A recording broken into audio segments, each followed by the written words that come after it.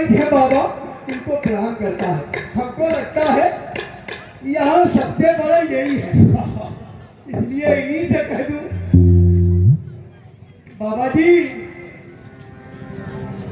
नाती का ध्यान करो और शादी मेरी करा दो बाबा, और शादी मेरी करा दो मेरे बाबा जी,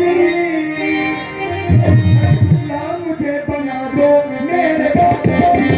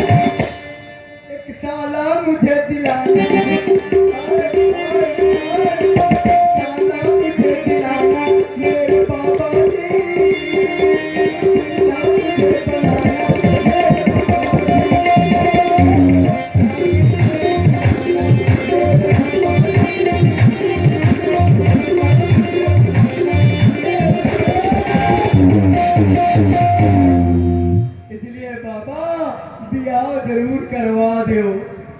ध्यान दे, आज जितने लोग यहाँ बैठे हैं, चाहे हमारे भाई हो, चाहे हमारी माताएं हो, हम लोग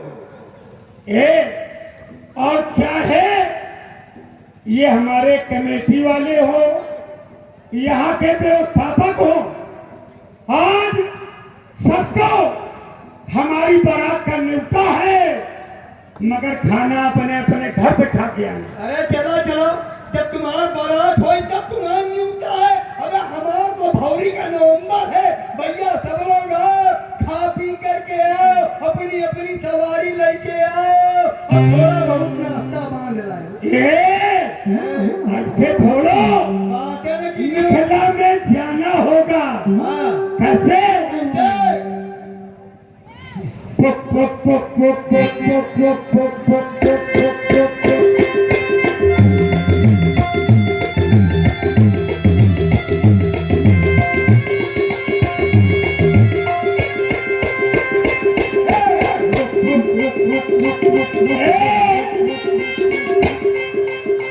मिथिला को जाना होगा, मिथिला को जाना, थोड़ी सा जाना होगा, थोड़ी सा जाना, मिथिला को जाना होगा, थोड़ी सा जाना होगा, जाना होगा।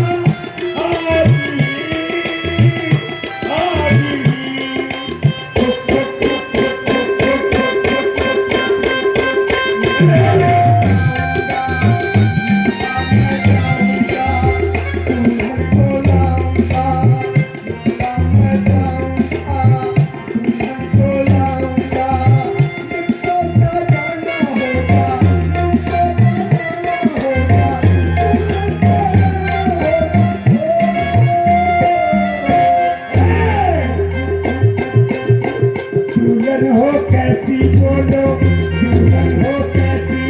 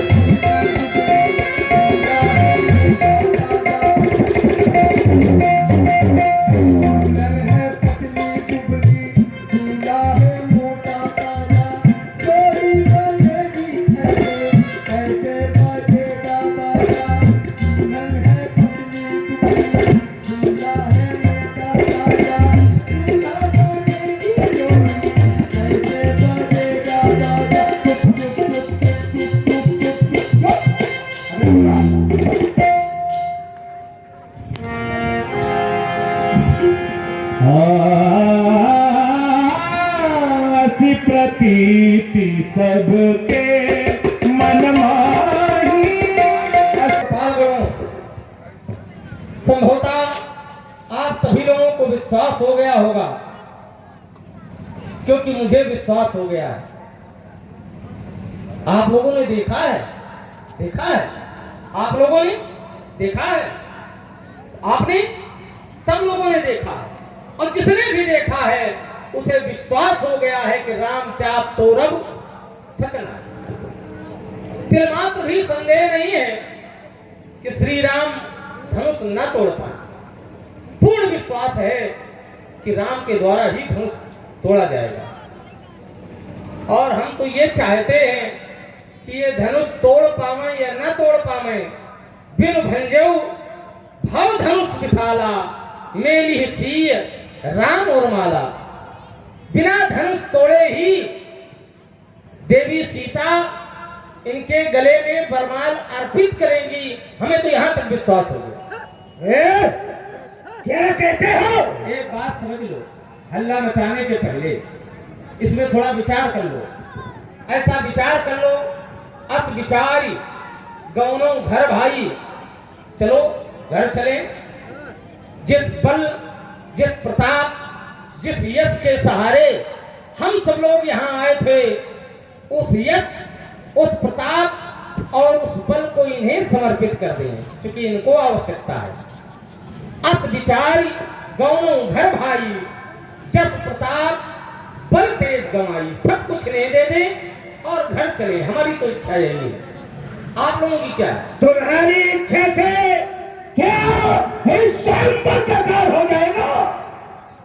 यह पर राजा जनक ने जो प्रण किया है वो प्रण पूरा न हो।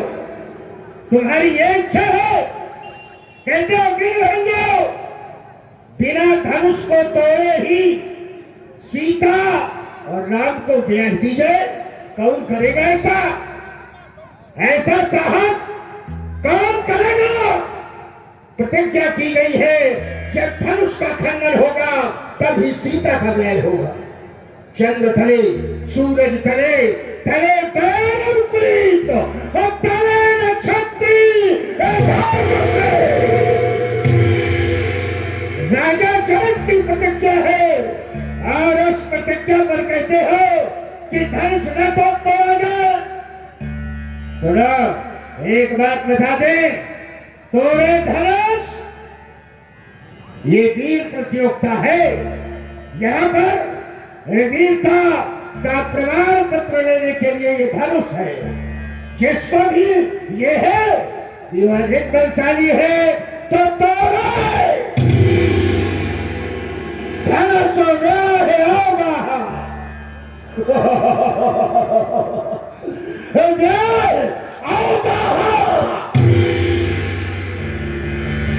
धनुष को तोड़े,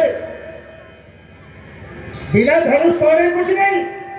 धनुष तोड़े, पर धनुष टूटने के बाद ही प्यार आओगा। अगर आप ये सोचो बिन तोड़े धनुष अगर नहीं टूटता तो बिन तोड़े को कुमारी किया। बिना तोड़े सीता का विवाह कौन करेगा? एक बात समझ लेना, चाहे काल सामने आ जाए, एक बार कालो की होई एक समर जितब हम सोई। हम एक बार सीता के लिए उस काल से भी युद्ध करेंगे। ये तुम्हारी दो मुही बातें हमें अच्छी नहीं लग रही है। एक और राजा जनक के प्रण की दुहाई दे रहे हो और दूसरी ओर कह रहे हो तोरो धनुष ब्याह अवगाहा। धनुष तोड़ देने के बाद भी ब्याह करना कठिन है। इसका अर्थ यह है कि तुम राजा जनक के प्रण में बाधक हो।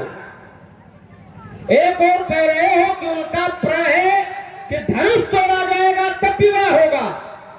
धनुष क्यों तोड़ा जाएगा? इसलिए कि कन्या के योग्य वर मिले। श्रेष्ठ कन्या है,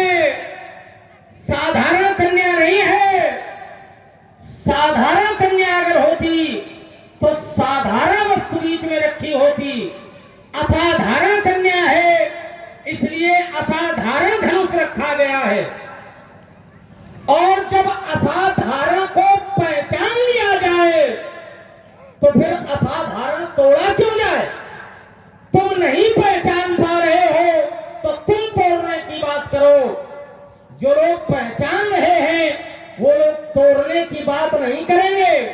और एक बात तुम्हें अच्छी तरह समझा दे राजा जी, मित्र, बहुत अच्छी तरह समझ लो। अगर तुम्हारी बुद्धि में आई हो तो भी समझ लो, ना आई हो तो भी समझ लो कि सीता का विवाह होगा।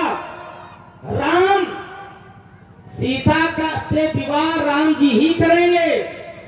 और तुम्हारे जैसे जो नृपाल हैं, तुम हो इधर को घूमे करे रहे, इधर ही मूर्खानंद बैठे हैं। ये जो तुम्हारे जैसे राजा हैं, गर्व दूर कर नपन के, तुम लोगों में जो गर्व है, इस गर्व को चूर करके श्री राम जी ही देवी सीता से विवाह करेंगे। और ये न सोचो कि वो धनुष तोड़ देंगे तब हम बाद में विवाह नहीं करने देंगे। क्यों?